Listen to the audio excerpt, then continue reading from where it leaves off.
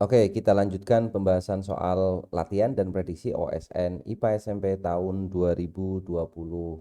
Kita lihat soalnya, seorang menggeser sebuah balok bermassa 500 gram pada sebuah bidang datar dengan gaya konstan 2 Newton sejajar bidang. Kecepatan balok berubah dari 1 meter per second menjadi 9 meter per second dalam waktu 2 detik. Pertanyaannya adalah, apabila antara balok dan bidang tidak ada gesekan, maka usaha yang dilakukan orang itu adalah titik-titik. Jadi kita akan mencari usaha ya, atau work. Oke, kita akan menggambarkan dulu. Jadi kita memiliki suatu balok di sini. Oke, kita gambar baloknya ya. Kemudian balok itu didorong oleh gaya konstan yang nilainya adalah 2 Newton. Jadi ini F itu sama dengan 2 Newton. Awalnya balok itu memiliki kecepatan 1 meter per second. Berarti di sini dia punya kecepatan, kita anggap aja V1 ya, sama dengan 1 meter per second. Kemudian balok itu nanti tentu saja akan bergerak.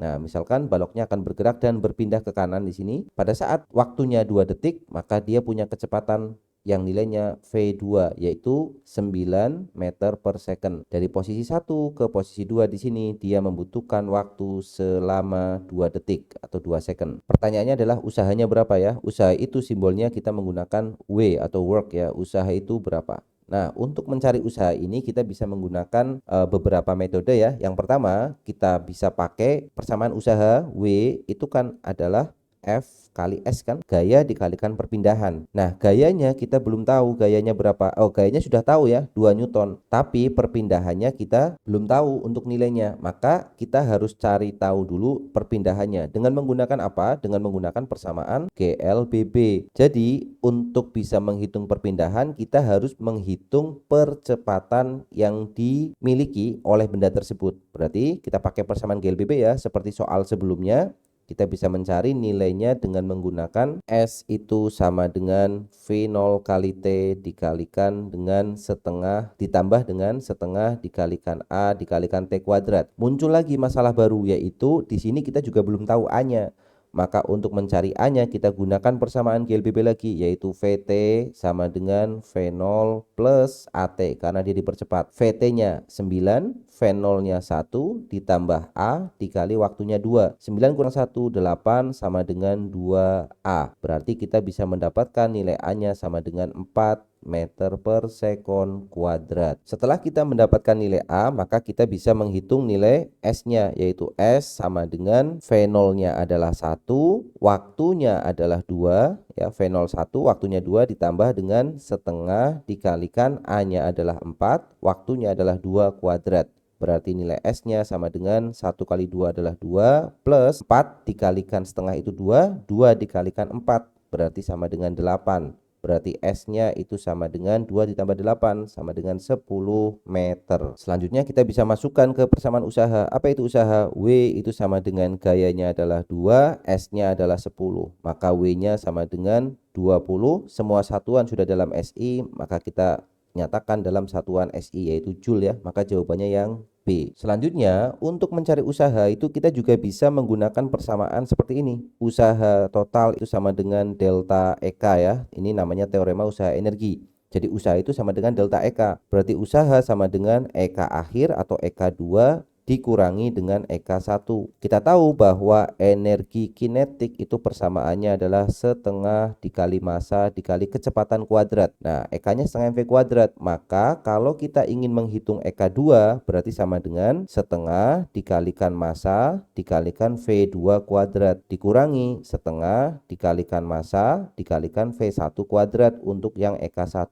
Ini adalah usahanya. Nah, karena setengah M-nya itu sama ya, kita keluarkan supaya mudah menghitungnya. Sekali aja setengah M itu sama, kita gunakan sifat distribusi, jadi setengah M kali V2 kuadrat dikurangi V1 kuadrat. Masukin angkanya, jadi setengah dikali masanya adalah 500 gram atau 0,5 kg. Kita buat dalam SI 0,5 dikalikan V2 kuadrat berarti 9 kuadrat min V1-nya 1 kuadrat.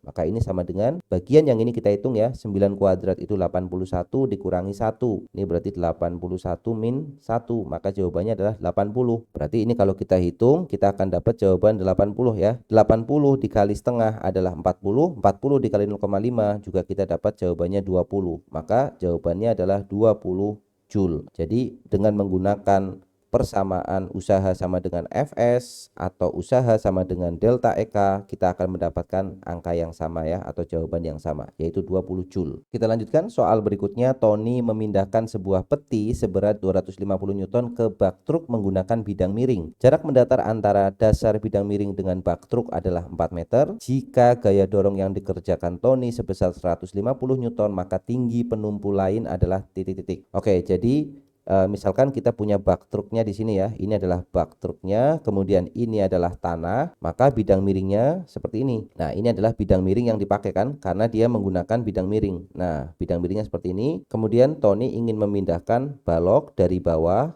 ke atas bidang miring. Nah, kita bisa gambarkan ilustrasinya seperti ini. Kemudian jarak mendatar antara dasar bidang miring dan bak truk adalah 4 meter. Mana yang 4 meter itu? 4 meter adalah jarak dari mendatar dari sini sampai di awal bidang miring, ini adalah 4 meter. Kemudian gaya dorong yang diberikan oleh Tony, jadi gayanya berarti ke arah atas ya, misalkan ini kita gambar sebagai gaya tarik aja, sama saja, ini adalah F. Berapa nilai F-nya? F-nya adalah 150 Newton. Sedangkan berat dari petinya atau berat dari bidang miringnya, berarti dia punya W, beratnya berapa? W di sini bukan usaha ya, tapi weight atau berat 250 Newton. Pertanyaannya, tinggi penumpu yang lain. Nah, berarti yang ditanyakan adalah ketinggian ini, ketinggian dari penumpu sisi lainnya, atau kita tulis di sini misalkan namanya adalah H. Kita akan mencari nilai H-nya berapa. Nah, konsep atau topik pada soal ini adalah tentang pesawat sederhana, khususnya adalah bidang miring. Jadi kita harus tahu dulu persamaan-persamaan terkait dengan bidang miring.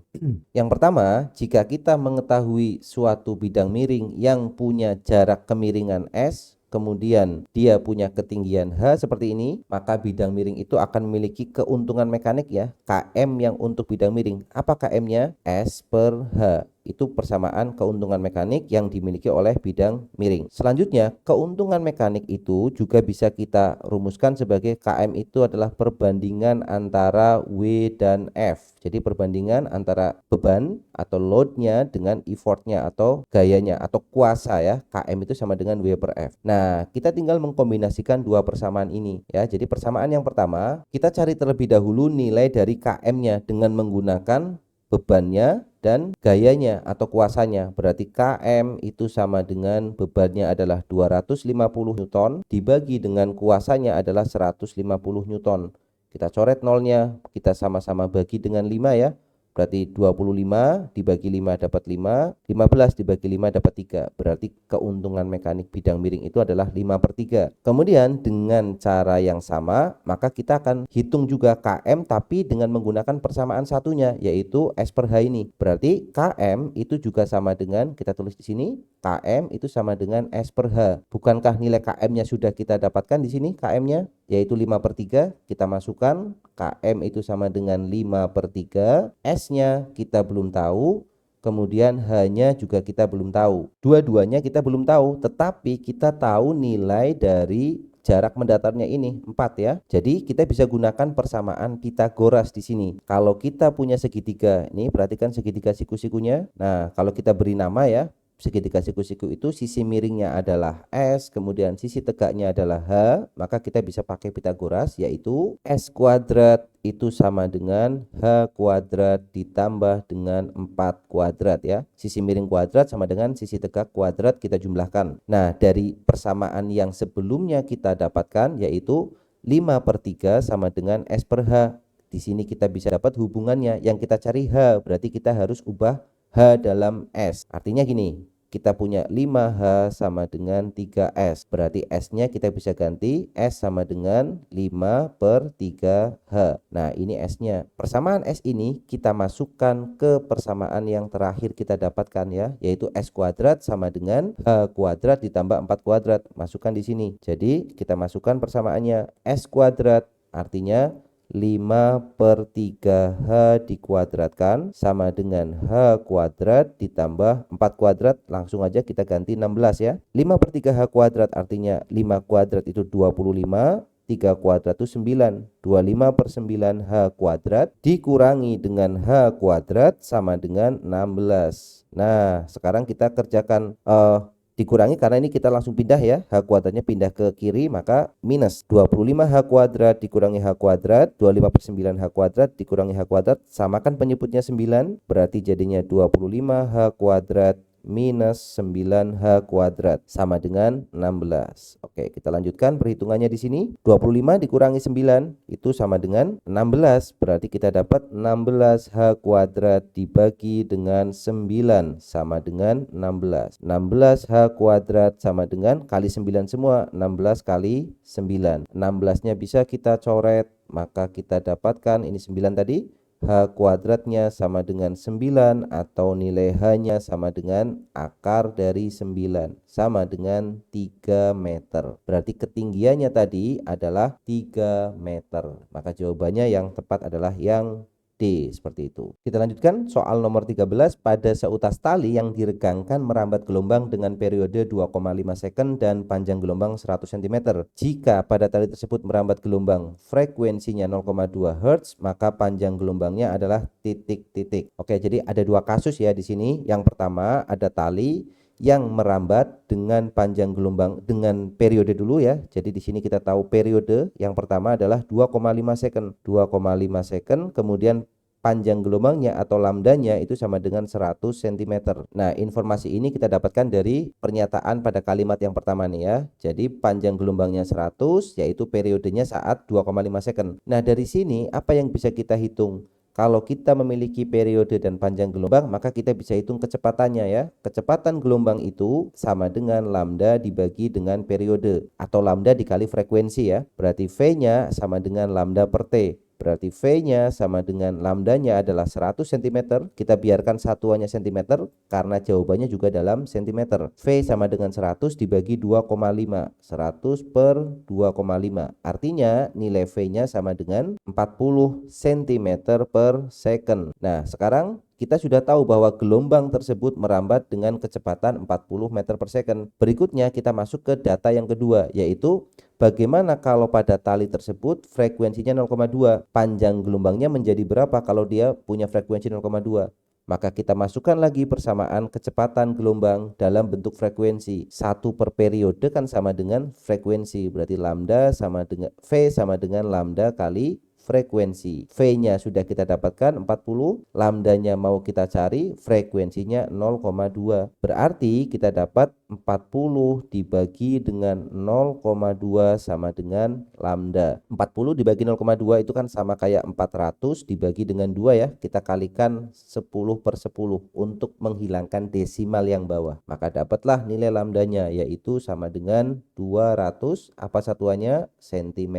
Karena dari awal kita tadi menggunakan satuan cm. Maka jawaban yang tepat adalah 200 cm atau yang opsi A, seperti itu. Kita lanjutkan soal nomor 14. Jika benda berada di depan cermin cekung pada jarak lebih dari panjang vokal cermin, bayangan yang terbentuk bersifat maya. Sebab bayangan maya yang dibentuk oleh cermin cekung berada di belakang cermin. Oke, jadi ini soal tentang sebab akibat. Kita lihat dulu pernyataan satu persatu. Yang pertama, jika benda berada di depan cermin cekung pada jarak lebih dari panjang vokal cermin, bayangan yang terbentuk bersifat maya. Pernyataan ini adalah pernyataan yang salah. Mengapa? Karena kalau kita punya cermin cekung seperti ini ya, kita gambar cermin cekungnya, ini adalah sisi gelap cermin atau bagian belakang cermin, ini panjang fokus cermin, kemudian ini adalah jari-jari kelengkungan cermin. Benda yang diletakkan pada cermin cekung yang menghasilkan bayangan maya itu hanya jika bendanya ditaruh di sini atau kita sebut sebagai ruang satu. Jadi bayangan maya pada cermin cekung itu kapan dia terbentuk? Dia terbentuknya pada jaraknya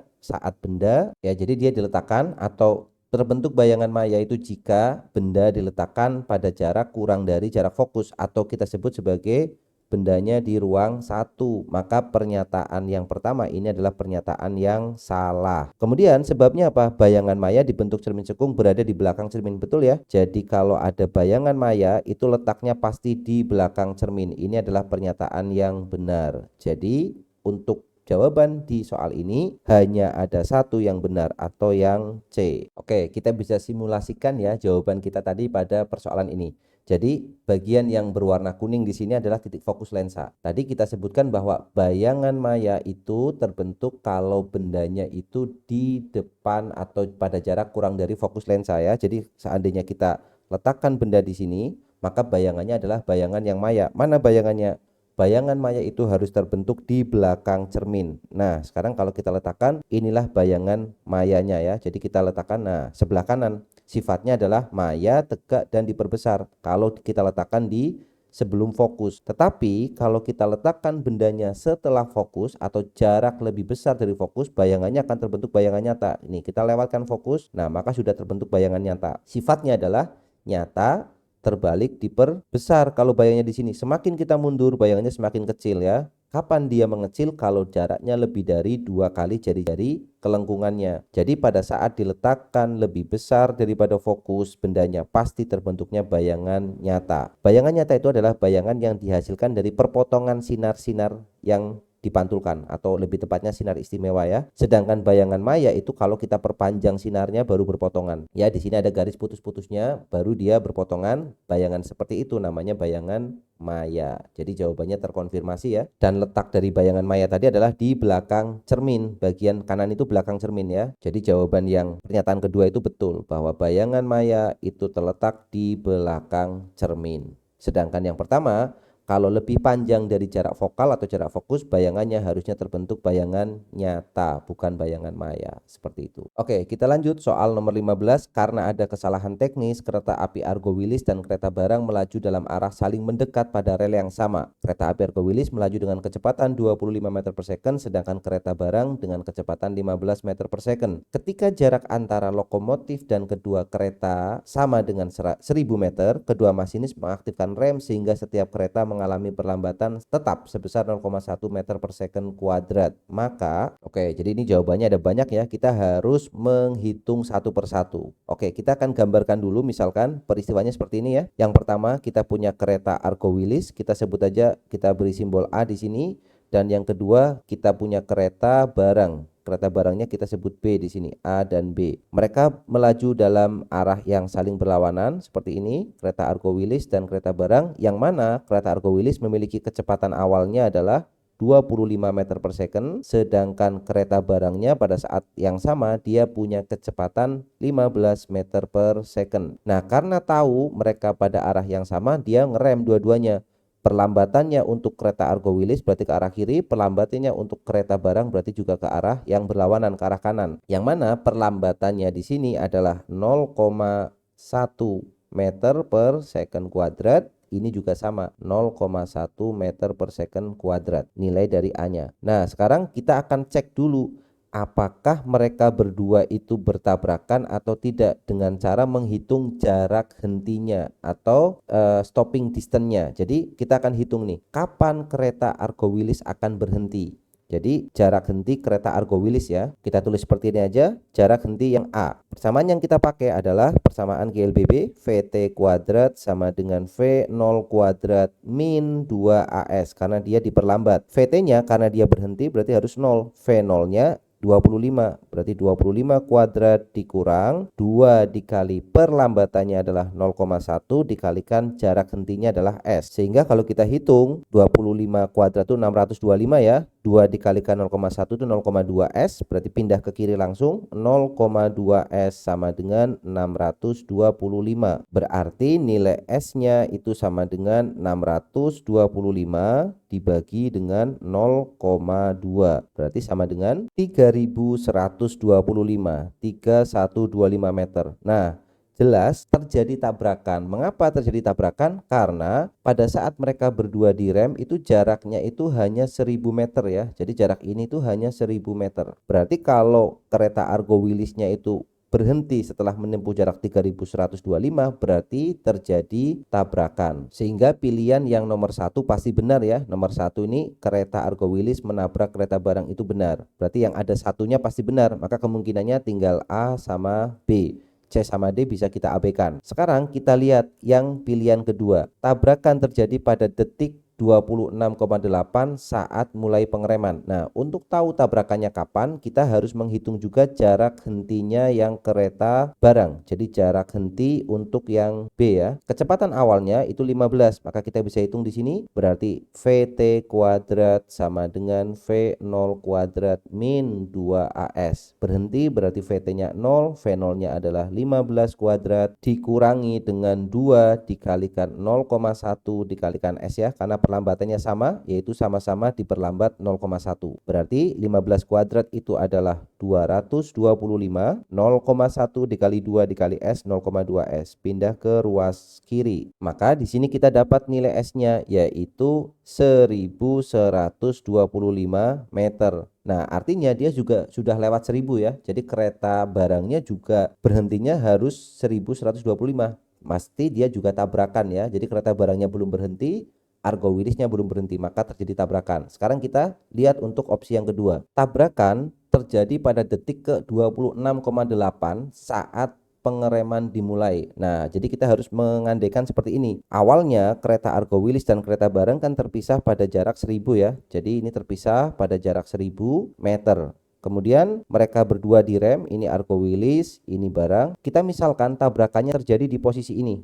Ya, otomatis yang Argo Wilis lebih panjang jaraknya. Jadi Argo Wilis nanti akan menempuh jarak S Argo Wilis dan kereta barang akan menempuh jarak S barang ya. Ini SB, ini SA. Nah, posisi yang warna kuning itu adalah posisi terjadinya tabrakan di sini. Ini terjadi tabrakan. Maka kita akan hitung berdasarkan gambar tersebut bisa dilihat bahwa SA ditambah dengan SB itu pasti nilainya sama dengan 1000 meter. SA-nya tadi Argo Wilisnya diperlambat, berarti SA-nya bisa kita hitung pakai apa? V0 kali T min setengah dikalikan AT kuadrat. Oke, kita kurung ditambah dengan SB.